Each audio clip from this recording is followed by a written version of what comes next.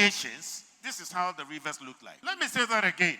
In the civilized nations, in the educated nations, in the well-refined society, in a civilized society, in a society that wants to advance, this is how their water should look like. This is how their rivers should be like. That is in a civilized society. In a civilized society where laws are working, this is how their water body should look. In a civilized society where rules are working, this is how their water should look. In a civilized society where regulatory bodies are functioning well, this is how their water should look like. In a civilized society where their government is working well, this is how their water should look like. In a civilized society where the government is working, in a civilized society where the government is working for the people, this is how their water should be like. Now, I will read a write-up sent by someone. I am not the author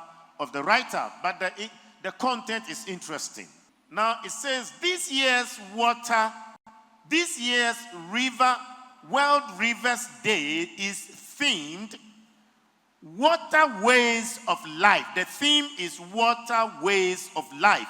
A powerful reminder that rivers and streams are as vital to our survival as the blood is to the human body. When these life-giving waterways are polluted, they become diseased and, like a cancer, spread destruction slowly but surely.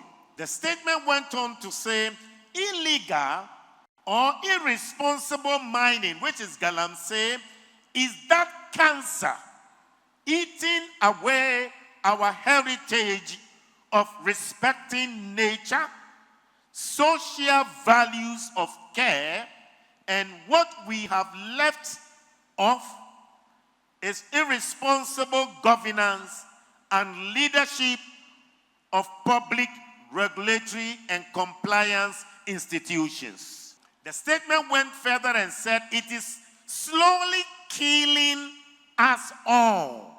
If left unchecked, it won't just threaten us today. It will rob our children of clean water, food security, and a future free from uncertainty.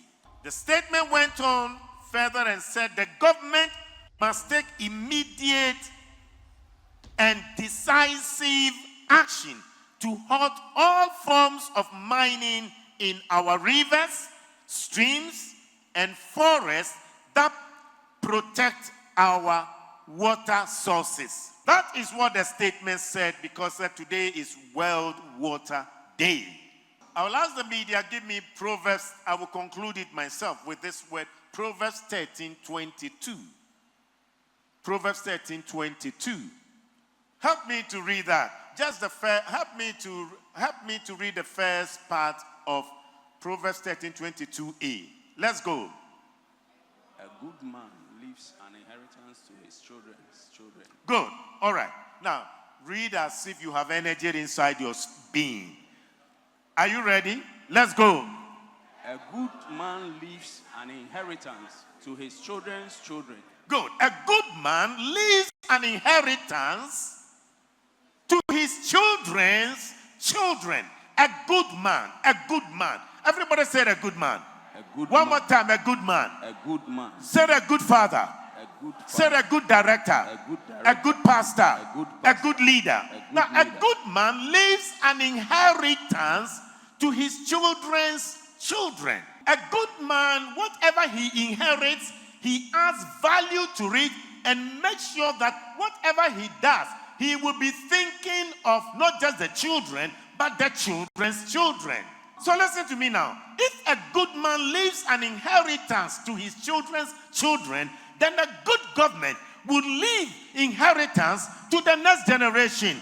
A good government will leave good water to the next generation. A good government will leave a good electricity for the next generation. A good government will leave quality health care for the next generation. A good government will leave quality river bodies to the next generation. A good government would leave quality health care for the next generation. A good government will leave quality food for the next generation.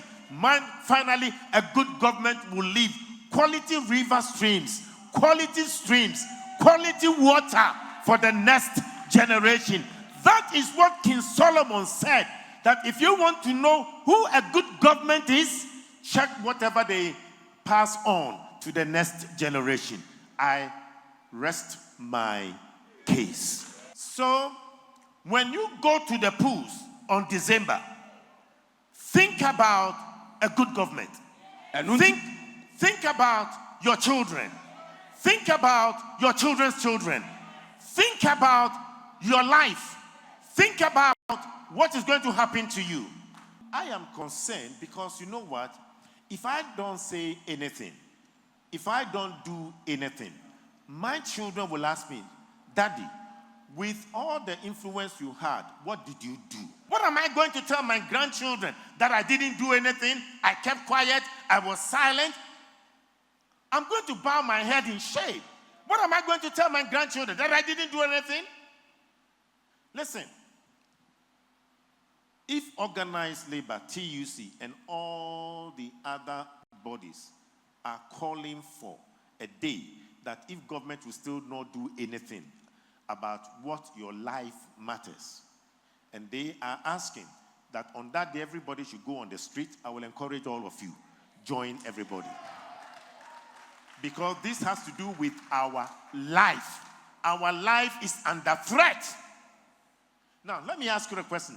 If somebody is choking you against the wall, and he's doing everything to strangulate you, to really choke you, are you going to sit down and smile? Are you going to sit down and smile? Our water bodies is choking us. So if you sit down and you smile, it's your own problem.